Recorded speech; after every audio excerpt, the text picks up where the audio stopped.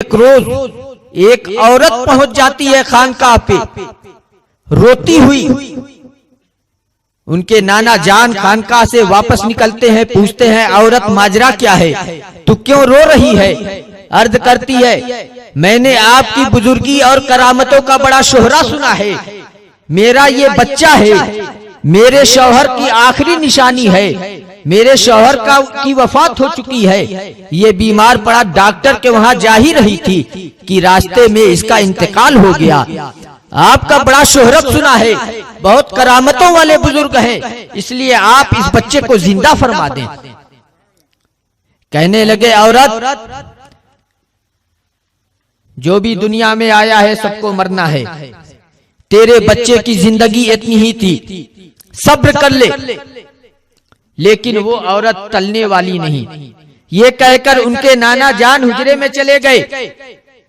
गौसे पाक घर में से बाहर निकले, देखते हैं औरत रो रही है। पूछा माजरा क्या है? उन्होंने पूरा माजरा बयान कर दिया। हजरत गौसे पाक ने कहा औरत देखो तुम्हारा बच्चा हरकत कर रहा है। जैसे उसने चादर हटा के देखा तो वो हरकत कर रहा है। खुशी से उस औरत की और आवाज बुलंद हो गई। जब बुलंद आवाज फिर सुना तो उनके नाना जान बाहर तशरीफ लाए और देखते हैं कि बच्चा औरत की गोद में खेल रहा है और गौसे आजम दूर खड़े होकर मुस्कुरा रहे हैं। आपको जलाल आ गया।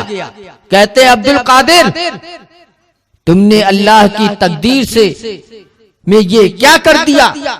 और घर में जाके एक छड़ी निकाल के लाते हैं कि इस तरह से अब तुम हरकत मत करना।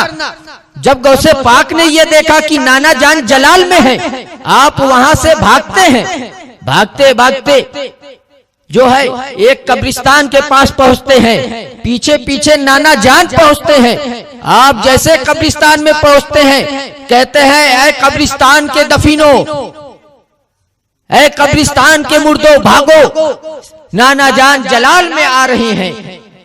देखते ही देखते कब्रिस्तान से 300 मुर्दे अपनी अपनी कब्रों से उठे और सब एक तरफ भागने लगे। जैसे ही ये माजरा आपके नाना जान ने देखा है वहीं पे आप खड़े हो गए और गौसे पाक उस किनारे खड़े होके मुस्कुरा रहे हैं।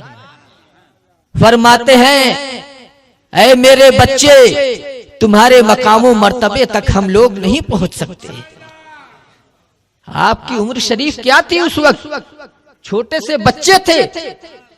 उस वक्त ये करामतों का सुदूर, अल्लाह अकबर, आप सरापा करामत थे। यही वजह है कि एक यहूदी ने कहा कि तुम्हारे रसूल सल्लल्लाहु अलैहि वसल्लम ने इरशाद फरमाया है कि मेरी उम्मत के उलमा बनी इसराइल के अंबिया की तरह है। मुझे ये बात समझ में नहीं आ रही है क्योंकि बनी इसराइल के अंबिया तो वो है जो मुर्दों को जिला दिया करते थे। आप में कौन है जो मुर्दे को जिला दे? गौसे पाक ने कहा तुम्हें कौन सा मुर्दा चाहिए?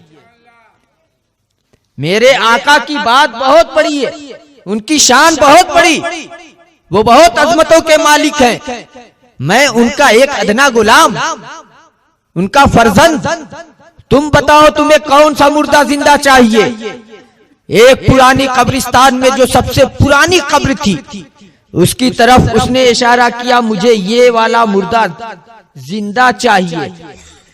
आपने कहा सिर्फ मुर्दा ही जिंदा करूं या ये भी बताता चलूं कि वो क्या काम दुनिया में करता था? उसने कहा ये तो और बड़ी अच्छी बात है, इसी तरह से दिखा दीजिए। आपने कहा ए कब्र के मुर्दे, दुनिया में जो काम तू करता था उसके साथ बाहर आ। फौरन ही वो कब्र फटती है और मुर्दा गिटार बजाते हुए कब्र से बाहर निकलता है, सारंगी बजाते हुए।